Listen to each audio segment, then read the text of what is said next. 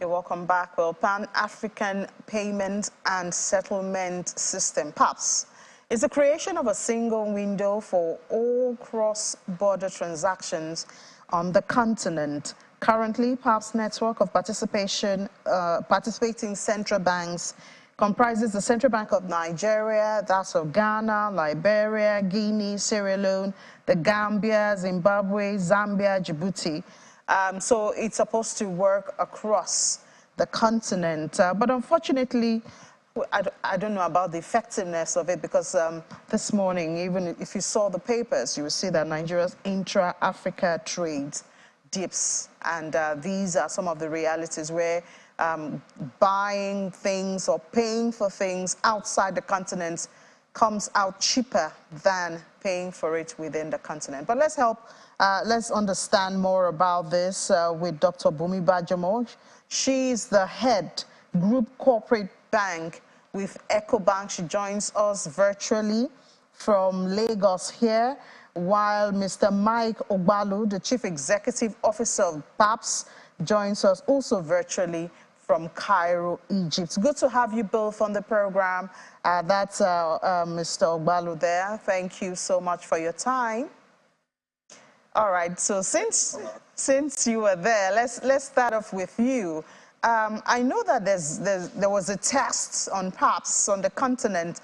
Could you bring us up to date on, what's the latest and how successful or not has that test been so far? Thank you, and thanks for the opportunity to have this conversation. PAPS, an initiative of our Flexing Bank, the AFCFTA, and the AU Commission, launched last year in Accra. And since then, we have connected into central banks, and we've connected into about 60 commercial banks across the countries of presence. Today, we are seeing live trade, especially within the West African region. Participating commercial banks have been able to facilitate live trades across the region. Month on month, we are happy to say that the volumes are growing. It's not where we expect it to be, but the volumes are growing, and we're beginning to see real life impact of PAPS, especially at the lower levels, the SMEs and the small business people. We have both Zimbabwe and Zambia who are in the process of going live. And more importantly, we've also now done a model which allows us to scale much faster, working with large Pan-African banks. So we are happy with the progress that we've made. We're beginning to see that impact down to the very traders that we want to support. We've been able to lower significantly the cost of doing these transactions. And we have also brought to the market a system that is instant. So once you initiate a transaction out of Nigeria to Kenya, in Nigerian Naira, it arrives in Nairobi, Kenya, in Kenyan shillings in no more than 120 seconds. So let's bring in Dr. Bumi now. She's also involved in this test. Dr. Bumi, could you bring us up to date on some of the weaknesses so far? Because we still have reduced number of intra-Africa trades.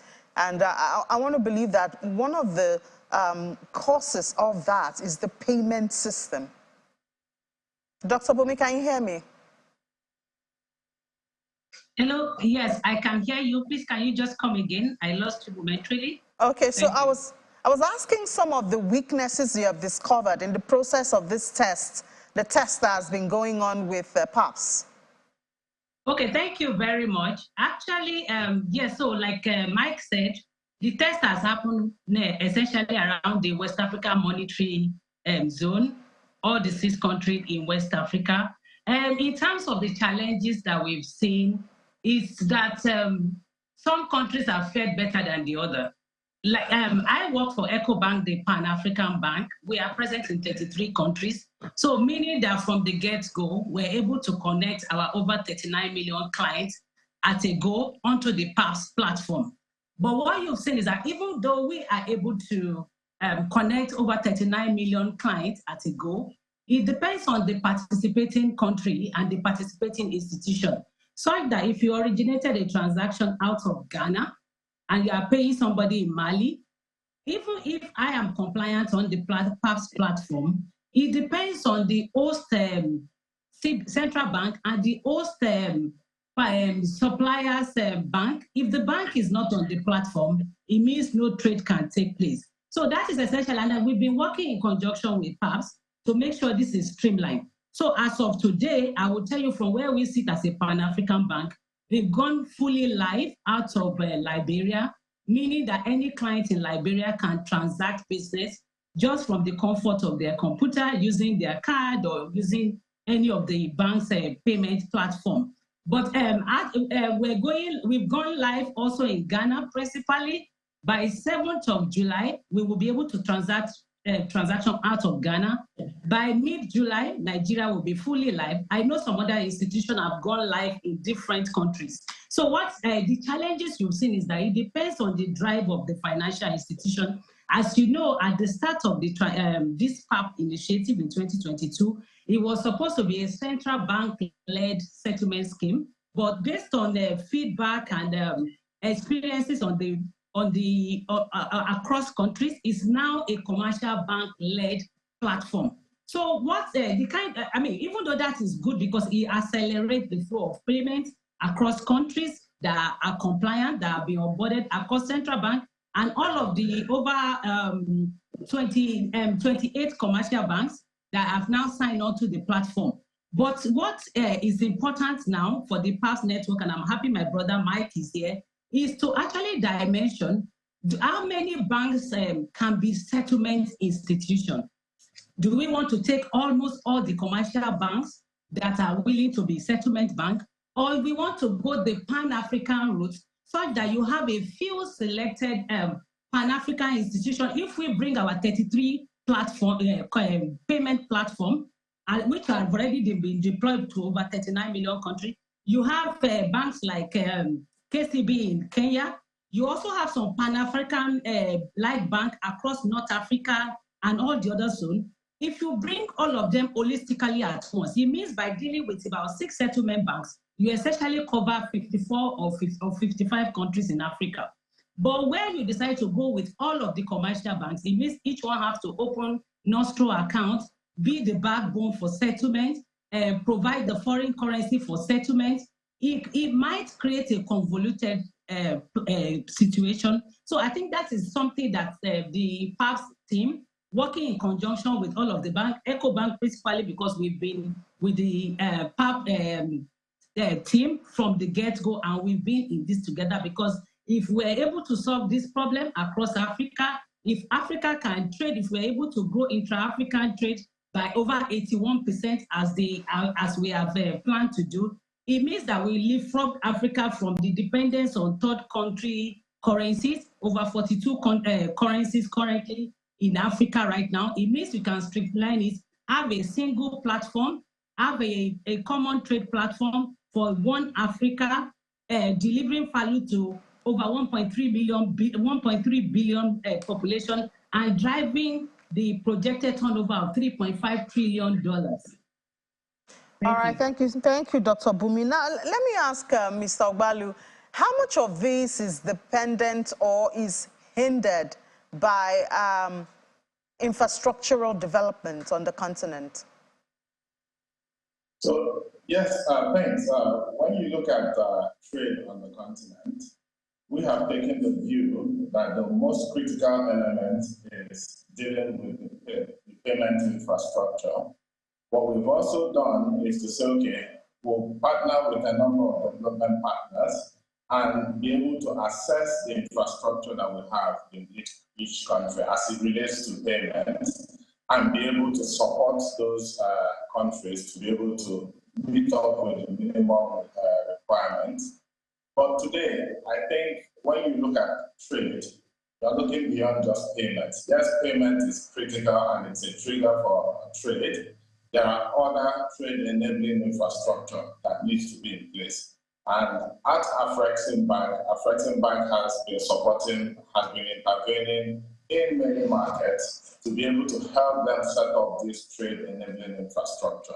But from our point of view, just by improving payments, we can actually see an acceleration of trade on the continent.